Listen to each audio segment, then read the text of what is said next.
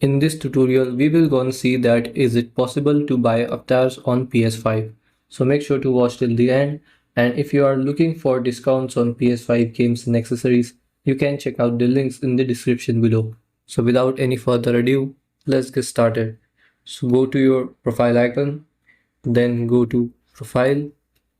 Now here, go to the edit profile option. Then here go to avatar. You have to wait for a few seconds to load. Here you'll see all of the avatars that are available. So these are all free, and if there are any paid avatars, you'll see here. So right now there are no paid avatars on PS5. They were on PS4, the paid avatars. So here are all of the free. So that means you cannot buy the avatars on PS5 as of right now. So this was it, and hope this helps you out to understand is it possible to buy avatars on PS5, and thanks for watching.